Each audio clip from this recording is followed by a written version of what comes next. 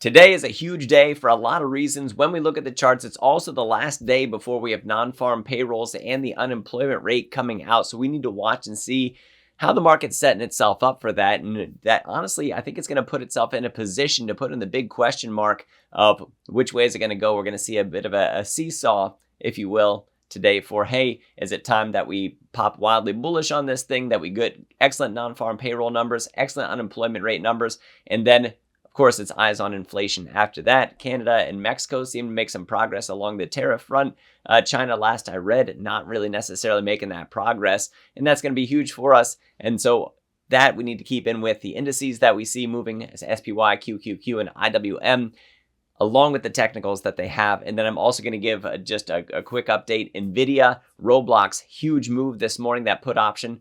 Definitely going to be printing very soon. Matter of fact, pretty much as soon as the market opens, we're ready to go for that one. And then I'm going to give an update on Tesla as well, Bitcoin and XRP. So let's get that rundown going, shall we? We'll come back to that in a moment. Here is what we have. We're still in that rising wedge pattern for SPY. You can see we keep on peekabooing back down below it, but keep on finding that 50-day for support. And that's an excellent thing. So we're above 250 and 20.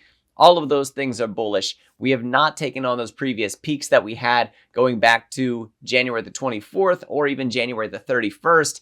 Once again, the number to beat, the number to get on top of 609.83. Said in my previous videos. I hope you watch them. If not, write that number down. Moving into the Qs. Qs up just a little bit this morning, not much from yesterday's close. We want to be watchful for that one too. And so far, we haven't had a higher high, but when we look at the lows, we're getting sort of higher lows as well. So this is consolidating, if you will, looking for where exactly we're going to go next. Well, for the Qs, we can talk about Nvidia, and we will talk about Nvidia and what Nvidia needs to do in order, from a technical standpoint, to get back up on top of its game. We'll talk about the drawdown that it's had recently. So up above the 200, the 50, the 20, that's all bullish for QQQ, the NASDAQ 100, ETF. So we need to see that move up on top of these different peaks that you see here. As a matter of fact, we can even take this trend line that we did stay on top of, and if we move it up here, this is another excellent trend line to pay attention to because we have 1, 2, almost 3 touches on that one. If we looked intraday, we'd probably see another touch on that one. So getting on top of that trend line is the next bullish move that we see. We could also watch that for a rejection as well if we do happen to climb up that high, and I think that the potential is there for it. IWM, what did we get yesterday? Yesterday, for the first time, let me see, going back to December the 17th, we actually closed up above the 50-day for the Russell 2000 stocks. This could be some of the broadening that we see out of the concentration of the AI stocks as we see a little bit of mixing around in there, looking for further value. Where could it go? I think some of the broadening went to Russell 2000 stocks, some of the smaller cap plays that got beaten up over time. Well, where does it put us right now? 230. I said we had to get up on top of 229 yesterday. We are up above that, need to take on these previous peaks. We're getting into that selling point, if you will, that we keep on finding critical support or resistance right in here that you can see last time it got broken on December 18th. Big old nasty sell following that. Rejection, rejection, rejection, rejection, all the way from January 21st, happy birthday to me, up until Friday the 31st. So the last 10, 11 days of January, depending on how you want to count it, those days, not all trading days, of course, just not being able to break it. Today's that critical day where we might see it happen. We have to watch and see. I really think the non-farm payrolls and unemployment are going to play a vital role in determining the next direction that we see, followed by the inflation reports, CPI, PPI that we would get from there. Those are the major catalysts to watch out for. So going over to Nvidia. Nvidia, you can see I have these dotted lines going across your screen. This is where we find historic support and resistance. We're down below it, so it is resistance. Pre-market, we are right at the bottom edge of that resistance. That puts us back on top of the 200-day.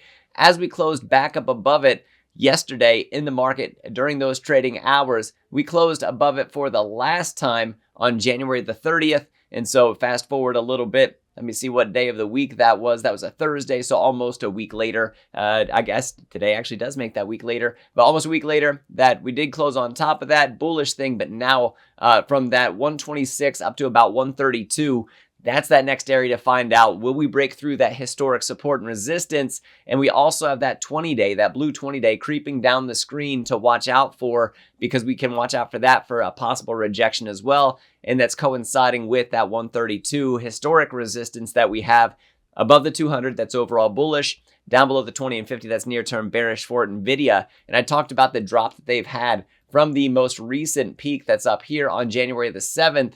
We gave up 26.2% during the regular trading hours from peak to trough. That's that's crashing territory. And so we've seen that pain come in. And then where do we go next from that? Well, I think the next thing to really look at, besides the historic support and resistance that we have, let me switch over to a Fibonacci retracement and go from peak to trough on that as well. And when we do that, we can see the 38.2s coming in at about 128 with the 0.5 at about 133. So watching what happens around, especially the 0.5 Fibonacci and the 0.618 Fib, that is going to be really telling, especially with those moving averages mixing in there in between, that we just need to watch and see what happens for us. For Nvidia, I think long term, it is most definitely a winner. Near term, is it going to get beat up more? We're still trying to answer that question. There could be a lot of uncertainty leading up to their earnings for what we could see. That could subdue the price, which could make for a wildly bullish opportunity for the earnings coming up at the end of February, Wednesday, February the 26th in the aftermarket hours. So moving on to Roblox. Roblox this morning down quite a bit, down near their 50-day, right around 61. And so when we look at this, and I know that there's a big mess on the screen, but what you want to pay attention to, let me actually take away some of these green lines for you so there's a bit less of a mess. There we are. So what we're looking at for here, watch that 50-day for support right around $61 per share. We could bounce pretty hard off of that. If we lose that, we could see a further sell, and that is coming out of that rising wedge pattern, which we did blast out at the top of. And it was hard to hold on to the put option. I probably held on it a little bit longer than I should, especially yesterday, going up to $75 per share. And I thought about taking out another position as we got near some of those high retracement, Fibonacci extension levels. I did decide to hold on to that one. Turns out it worked out pretty well. $62 right now in the pre-market hours. That should print for me pretty hard. So hoping for that 2Xer coming out of that 100% gain. Coming off of Roblox, Tesla likely going to make a big move sometime soon. Are we going to see a double bottom? It depends on if it holds. If not, we could be looking down to 350, maybe even down to 336. If Tesla does hold as support instead, then we could be looking at 418. We could be back up over that 400. We do have the 50 and the 20-day to look up to above that. So looking for potentially a double bottom coming off of this. Then we have the moving averages to try and get above 20, crossing down over 50. Can be a bearish sign. We need to watch for that. Maybe that happens and we start to see that death cross type scenario coming for us. I do think it looks like a goose head, by the way. I don't know. That's not really a technical term, but it's something that every time I look at it, even from the early days of technical analysis, something to see. Goose head, duck head, something like that. But getting on top of 418 is the next thing that puts us up to the previous resistance. We got around 438 and then 458 up above that. Honestly, for Tesla, I think it's going to take some tariff news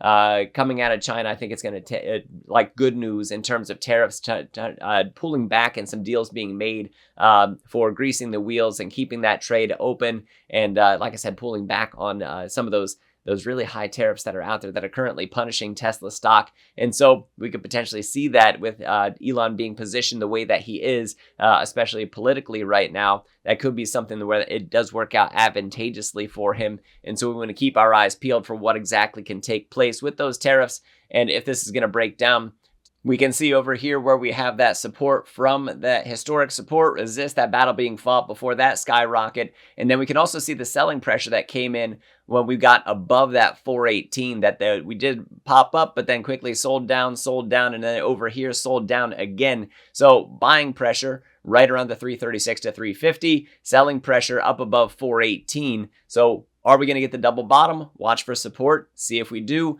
Are we going to break down through this support that we have right now and test out this previous historic support? Got to watch for that as well. We're up above the 200-day. That's bullish. Down below the 50 and 20, that's near-term bearish. The RSI, though, when we look at the daily chart for Tesla, still near-term bearish. Down below 50. Got to watch for that. Pre-market hours might be putting in that pressure. Could show us a pretty big move. Keep an eye out for that one. If support does hold, we could be moving to the upside. Watch the moving averages. Watch the resistances around 418 to 458. Moving over to TMF, inverse head and shoulders. Broke the neckline. Good.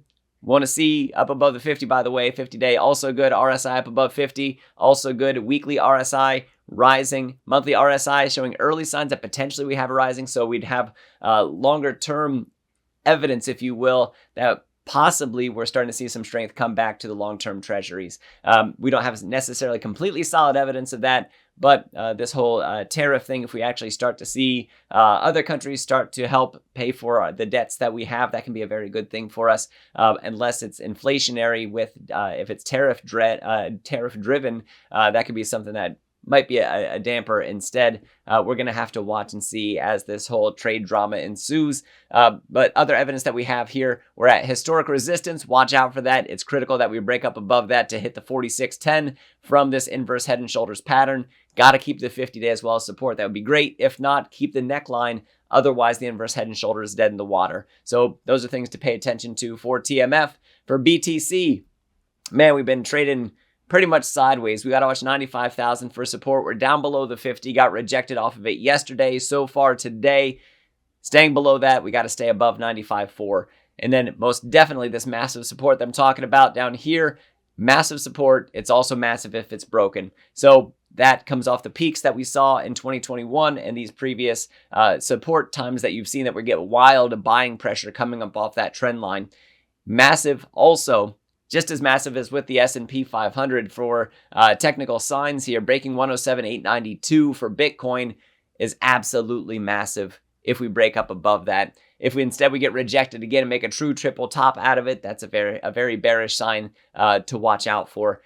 Breaking up above it though, wildly bullish to see those previous selling pressure moments at 107,892, especially on strong momentum. And we don't necessarily have that yet, but if that momentum does come back up above 50, 20, 200, and then it makes a strong move, especially volume support up above 107,892, game on, rally on, Bitcoin. And then don't forget about the sovereign wealth fund that Trump had mentioned. Bitcoin reserve probably going to be tucked into that. So there's probably going to be some buying that goes along with that. Now, mind you, that also is over the next 12 months, probably within 2025 sometime. We just need more details about that. And then finally, XRP, down below the 50. We are most definitely in this area right in here of support and resistance that goes from about 234 up to about $2.50. Making up the mind. You can see the support lines we have from the previous consolidation pattern as well. You can see the buying pressure that we got when we dipped down below $2. So XRP down, but still not necessarily out, especially if we have the support hold right at about $2.34 per XRP. And keep on watching Bitcoin, because I still think that we're in a Bitcoin dependent state that we need to see that there's that further, and we're still asking that risk on, risk off question that could be answered for us by the S&P or by TMF. I think S&P is huge to watch. Bitcoin, you got your supports and resistances that are out there as well. Guys, if you want to see my buys and sells, you want to see my technicals that I put out throughout the day, you can see those over at the Discord available through my Patreon. That link's down in the description. Also down there if you want to learn to do this technical analysis yourself and learn how to find the technical indicators that can indicate when time for buying might be appropriate or time for selling might be appropriate. You can do so using the link for Stockmo Academy with the bread recipe trading strategy. Super easy to set up, super easy to follow. You can see for yourself along with your due diligence when it's that time to step into those buys, step into those sells, or even call options, put options, the different option strategies that you might have out there, all wrapped up in one nice, neat little course. Put a little bow on it as well. And you can get that course cheaper by using the code word DOCTOR when you sign up, DOCTOR. You're getting a massive discount on that course. And with the bread recipe trading strategy, many people are putting out the testimonials that they're paying for that course in as little as one trade. Guys, thank you for watching. I am Dr. Stock, Doctor of Education. Remember, my friends, that learning is earning. And I'll see you next video.